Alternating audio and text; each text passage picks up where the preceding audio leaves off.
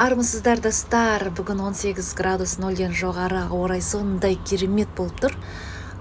Сондай-ақ құлпынай жидектерін өңдеудің қолайлы сәті түсіп тұр. Қазір мен бау-бақша дүкендеріне барам, ол жерде зиянкестерге қарсы дәрі-дәрмектер аламын. Саяжайыма мынандай гламурный арба сатып алсам қалай болады? Міне біз дүкенге келдік. Осы жерден бау-бақшаға керекті заттардың түр-түрін сатып алуға болады. Достар, өкінішке орай менз деген препарат бұл жерде жоқ екен. Дегенмен оның орнын алмастыратын басқа дәрі алдым. Әзірге жағдай осылай. Сепкішті алып, енді дачаға кетіп бара жатырмын. Сонымен достар, дүкенге бардық, дәріні алдық, саяжайға келдік. Мұнда отырған құлпынайларды зарарсыздандыру жұмысын бастаймыз. Арнадан ажырамаңыздар. Жаңағы бау-бақша дүкенінен тапқаным мынау. Фуфанон деген инсектицид деп қояйын ба. Жалпы бау-бақшаның кенесі, құрттары, сондай түрлі зиянкестерге арналған қарсы тұратын дәрі. Бүгінгі видеода осы дәріні құлпынайға себеміз және оны бірге тамашалаймыз. Сонымен, мынау фуфанон деген препаратымыз. Ішінде бір ампула бар, 5 мл. Мұны 5 литр суға араластыру керек. Араластырғанда өзі андай кішкене ақшыл сүт сияқты түс береді. Достар, мына ыдыстың ішіне 12 литр сұйықтық сияды. Арнайы себезгісі бар, сондай өте ыңғайлы ыдыс. Бұны Каспий KZ дүкенінен сатып алдым. Осыған алдын ала мен 10 литр суды құйып дайындап қойдым. Сонымен дәрімізді аламыз. Ыдыстағы судан бір 2 литрге жуықтай 2 литрлік банкіге салып, флаконды ашамыз, оны араластырамыз.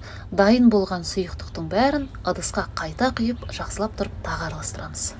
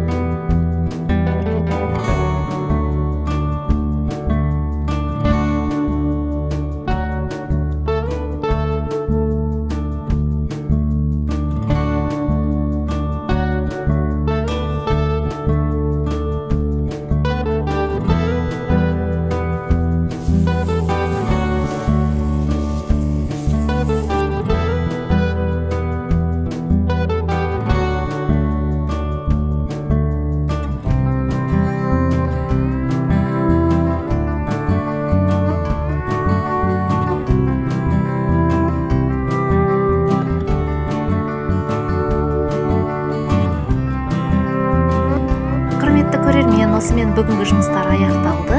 Сіздерде қандай да бір сұрақтар туындаса, пікірге жаза кетіңіздер. Мен міндетті түрде жауап беруге тырысамын. Және өздеріңіз қандай тәсілдерді қолданасыздар, ол жайлы жазсаңыздар да мархабат. Келесі кездескенше сау саламатта болыңыздар. Сіздермен болған Айнұрдың саяжайы арнасы.